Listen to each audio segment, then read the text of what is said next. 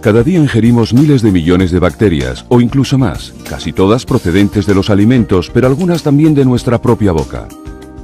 En realidad, todos y cada uno de nosotros poseemos una dotación de células bacterianas 10 veces mayor que las humanas.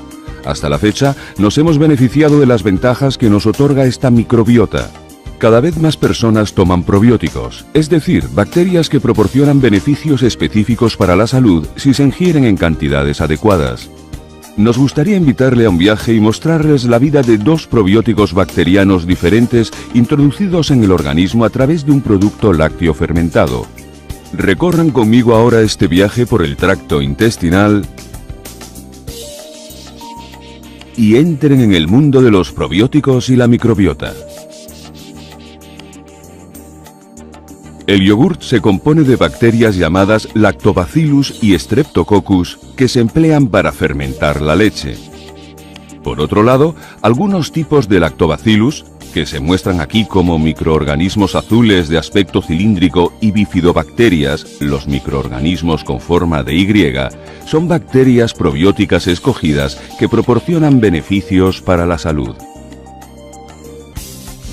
En la boca, las bacterias viven en las encías, los dientes y la lengua.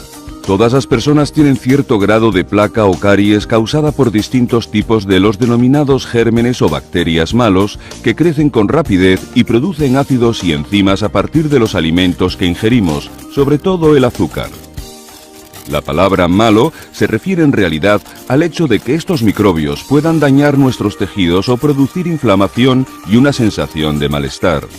El cepillado dental elimina los azúcares y muchas bacterias de la placa, pero a las pocas horas ocurre una recuperación y multiplicación de las restantes. El motivo por el que Lactobacillus y Bifidobacterium suelen conocerse como bacterias buenas es que, por lo común, se consideran inocuas y aportan muchos beneficios para una vida sana, entre otros, la eliminación o destrucción de las bacterias bucales. En la mayoría de los casos, los microorganismos de los alimentos se mezclan dentro de la boca y luego alcanzan el transporte para ir al estómago. El estómago no es un lugar particularmente grato. Cuando comemos, produce grandes cantidades de ácido que protege nuestro organismo y ayuda a digerir los alimentos. El ácido destruye muchas bacterias que ingerimos, incluidas muchas de las enzimas de la leche presentes en los productos lácteos. Sin embargo, algunas bacterias, como los probióticos, Lactobacillus y Bifidobacterium, sobreviven a los efectos del ácido gracias a un escudo protector que se ilustra aquí en forma de halo. Esta protección la confieren la leche y los alimentos. Además, estos probióticos abandonan enseguida el estómago con el componente líquido de la comida.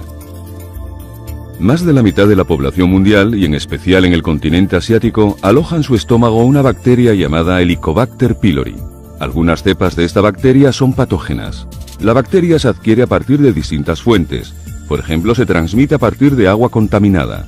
La bacteria puede surcar las paredes del tejido y produce ureasa y una toxina que daña las células, causando úlceras dolorosas y a veces cáncer. El tratamiento antibiótico puede curar algunos casos de colonización por Helicobacter, pero hay veces que la bacteria se resiste a la destrucción o retorna una vez terminado el tratamiento. Las bacterias probióticas ayudan a reducir estos Helicobacter, probablemente atacándolos con armas parecidas a los antibióticos llamadas bacteriocinas, o bien desplazándolos de su lugar. No obstante, para entender este proceso se requiere más investigación. Los microorganismos destruidos, las bacterias probióticas y los microbios fermentadores o supervivientes recorren el intestino y entran en contacto con las sales biliares que destruyen muchos de los microbios fermentadores de la leche. Muchos probióticos resisten a estos efectos nocivos, con lo que sobreviven y continúan su viaje. En la etapa siguiente, las bacterias llegan al intestino delgado. Esta región del organismo suele tener una longitud de 9 metros y posee estructuras llamadas vellosidades y microvellosidades que absorben los nutrientes contenidos en los alimentos y crean una defensa importante frente a la enfermedad. El intestino delgado aloja a miles de millones de bacterias, la microbiota, entre otras, bifidobacterias y lactobacilos, que contribuyen decisivamente a nuestra salud al digerir los alimentos, combatir las bacterias malas y modular la respuesta inmunitaria.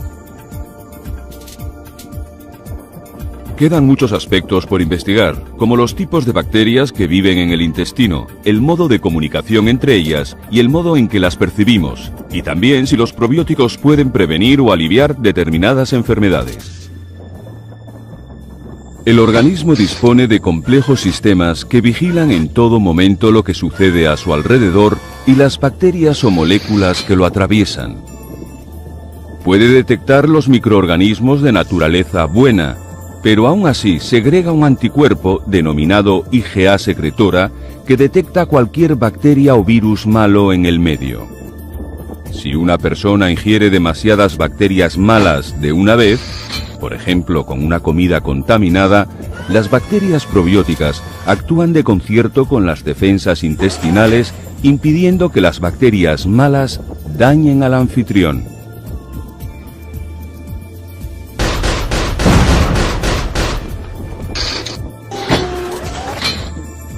Además de la IgA secretora, el organismo posee enzimas como la lisozima, proteínas diminutas y células asesinas que detienen las bacterias nocivas. Las células calciformes y epiteliales del intestino delgado producen moco, además de factores solubles llamados glucoconjugados que participan en las defensas intestinales. En esta ilustración, el intestino se encuentra, sin embargo, inflamado. El proceso de inflamación y el modo en que es combatido por las bacterias probióticas no está totalmente aclarado, pero trataremos de explicar algunas partes del mismo con dos diagramas diferentes. En este diagrama se muestra una sección transversal del epitelio de la mucosa y algunas células M que se encuentran por primera vez con bacterias y virus y deben decidir si se trata de microbios buenos o malos. Las células M transportan las bacterias hasta las líneas defensivas del anfitrión, entre otras las células dendríticas, los macrófagos, los linfocitos T y B y las células plasmáticas. Las bacterias son detectadas por las células presentadoras de antígenos como las células dendríticas, que emigran y se reúnen con los linfocitos T. Estos maduran después produciendo una respuesta Th1, liberación de citocinas inflamatorias, y L8 o Th2, reacción alérgica, o acaban transformándose en linfocitos T reguladores, mantenimiento de la homeostasis. Cuando el anfitrión detecta bacterias probióticas o buenas, se activan más linfocitos T reguladores que fomentan una mayor tolerancia y homeostasis, reflejada en la producción de TGF-beta e IL-10. Muchas bacterias viven en las microvellosidades y algunas descienden hasta el abismo para encontrarse cara a cara con las células de Paneth. Unas células epiteliales que disponen de gránulos que contienen grandes cantidades de sustancias antimicrobianas naturales, como las denominadas defensinas alfa y lisozima.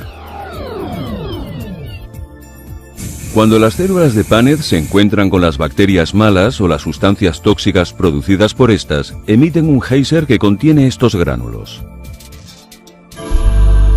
El problema para el anfitrión surge cuando una serie de bacterias malas se adhiere a la superficie del intestino formando una película biológica, es decir, varias capas de gérmenes. Las bacterias intentan excavar un orificio en la pared, con lo que el anfitrión se expone al riesgo de una infección más grave.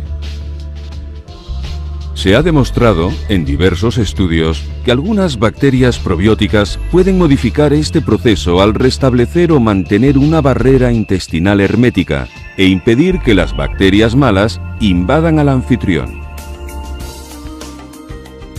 Las bacterias probióticas se pueden multiplicar durante su tránsito por el intestino. Algunas se quedan rezagadas durante unos días, pero la mayoría continúa su viaje junto con los alimentos que prosiguen su digestión. Durante este proceso, el anfitrión obtiene sustancias provechosas como ácidos grasos de cadena corta y también desechos de los que necesita desprenderse. Cual multitud emparedada, el intestino grueso está cubierto por más de 500 especies o tipos diferentes de bacterias.